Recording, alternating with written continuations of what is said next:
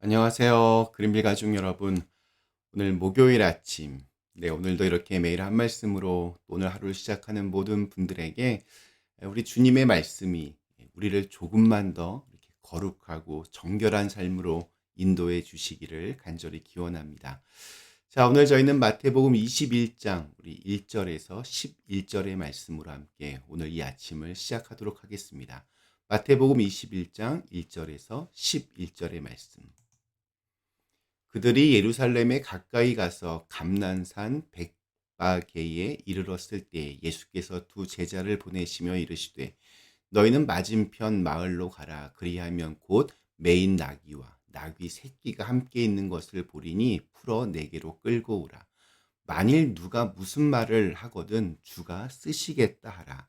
그리하면 즉시 보내리라 하시니 이는 선지자를 통하여 하신 말씀을 이루려 하심이라. 일러스되 시온의 딸에게 이르기를 내 왕이 네게 임하나니 그는 겸손하여 나귀 곧 멍에 매는 짐승의 새끼를 탔도다 하라 하였느니라.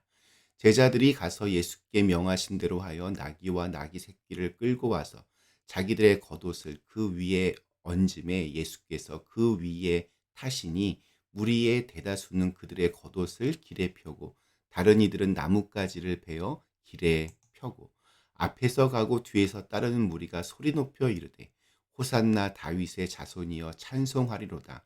주의 이름으로 오시는 이여 가장 높은 곳에서 호산나 하더라.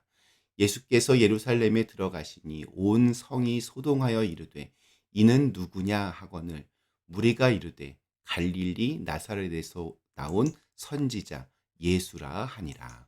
아멘. 네, 이제 마태복음이 이제 클라이막스로 가고 있습니다. 오늘 읽은 말씀에서 예수님은 마침내 예루살렘에 입성하십니다. 예수님의 사역은 크게 갈릴리에서의 사역과 예루살렘에서의 사역으로 나뉩니다. 예수님께서는 모든 인생과 사역 기간의 거의 대부분을 갈릴리 지역에서 보내셨습니다. 예수님께서 태어나신 곳은 베들레헴이었지만 이제 헤롯의 박해가 있어서 애굽으로 잠시 피난을 가셨다가 갈릴리 지역의 나사렛에서 30살이 될 때까지 그곳에서 사셨습니다.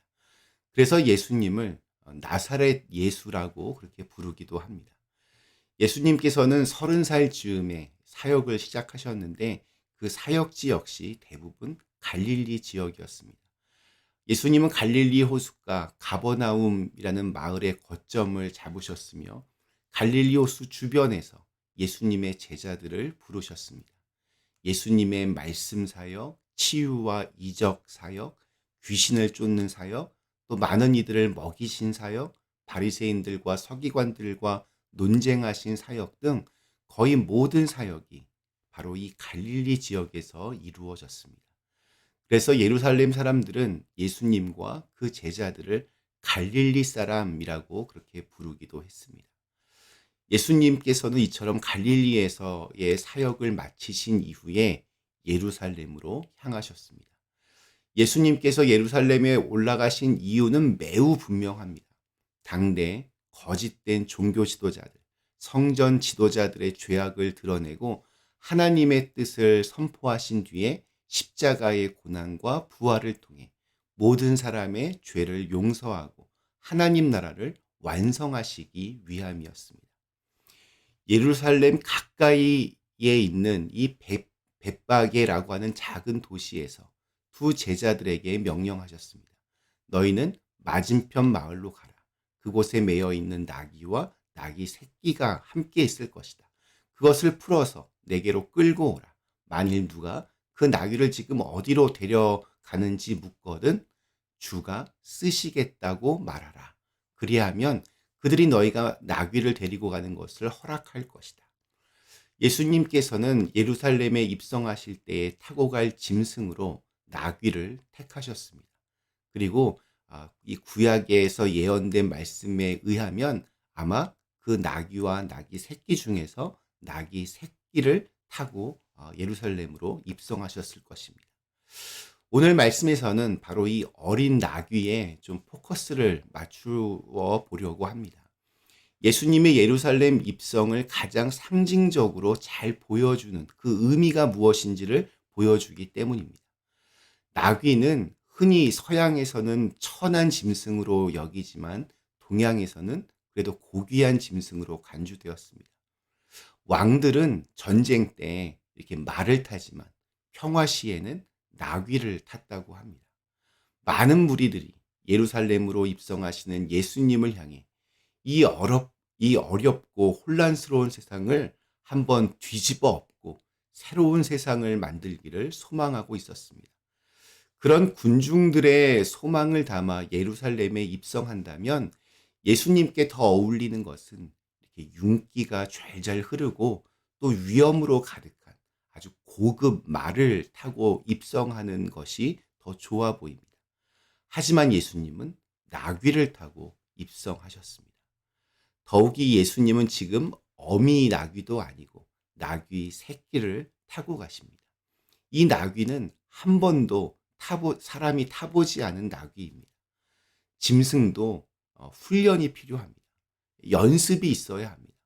나귀 새끼는 타는 사람도 불편하고 또 태우는 나귀도 여간 힘든 일이 아닐 것입니다. 만약 이 어린 나귀가 예수님을 태우고 가다가 제대로 걷지도 못하고 또 탄 사람도 그 균형을 잡지 못하고 떨어지기라도 한다면 그 사람의 권위가 실추될 것은 이건 뭐 보지 않아도 뻔한 일입니다. 그런데도 예수님은 굳이 아무 사람도 타보지 않았던 나귀를 타고 가십니다. 훈련된 나귀가 아니라 사람을 한 번도 태운 적이 없는 나귀 새끼가 주는 의미는 분명합니다. 주님께서 원하신 나귀는 탁월한 나귀가 아니라 정결한 나귀였습니다. 주님께서 원하신 것은 능력이 아니라 거룩함이었습니다. 이것이 바로 주님께서 아무도 타보지 않은 나귀 새끼를 사용하신 이유입니다. 어린 나귀는 타기에 불편했고 짐을 나르는데도 익숙하지 않고 사람을 태우는 일도 잘하지 못합니다. 그러나 예수님은 바로 그러한 나귀를 필요로 하셨습니다. 반면에 우리를 돌아보면 우리는 강력한 말을 원합니다. 천하를 호령하는 장군의 말이 되기를 기대합니다. 초라하고 힘없는 어린 나귀보다는 장군을 등에 업고 자기도 한번 멋지게 사람들의 환영을 받으며 걸어보고 싶은 욕심과 욕망에 사로잡혀 살아갈 때가 참 많이 있습니다. 그러나 그것은 주님께서 쓰시는 것과는 거리가 있습니다. 오늘 말씀에 등장한 이 나귀 새끼는 벳바게에서 예루살렘 성까지 거의 한 1.5마일에 이르는 거리를 예수님을 태우고 잘 행진했습니다. 제가 탔으면 그 나귀가 굉장히 힘들어 했을 텐데 예수님은 몸무게도 가벼우신지 생각보다 쉽게 갈 수 있었습니다. 이 나귀에 딱 맞는 예수님의 말씀이 있습니다. 나는 마음이 온유하고 겸손하니 나의 멍에를 메고 내게 배우라. 그러면 너희 마음이 쉼을 얻으리니 이는 내 멍에는 쉽고 내 짐은 가벼움이라. 주님의 필요에 맞추어 순종하면 주님은 그 짐을 짊어질 수 있는 능력 또한 우리에게 주실 것입니다. 나귀의 입장에서 보면 먼지 나는 길을 걷지 아니하고 겉옷과 나무 가지가 깔린 길을 많은 사람들의 환영을 받으며 걸을 수 있었던 것은 주님께 쓰임 받았기 때문입니다. 예수님이 타지 않은 나귀에게 누가 옷을 깔아주고 환영을 해주겠습니까? 보잘것없고 천한 나귀인데 말입니다. 오늘 우리들도 이 새끼 나귀처럼 연약합니다. 부족합니다. 그러나 주님께서 쓰시면 그것으로 충분합니다.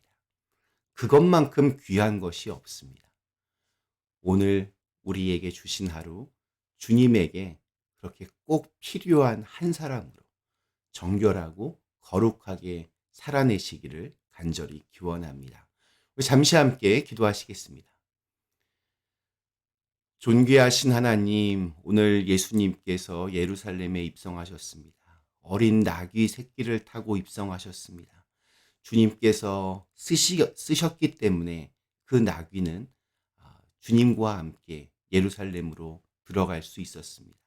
저희들도 주님께 사용되어지는, 주님께 쓰임받는 사람으로 살아갈 수 있도록 인도하여 주시옵소서. 예수님의 이름으로 간절히 기도드리옵나이다. 아멘.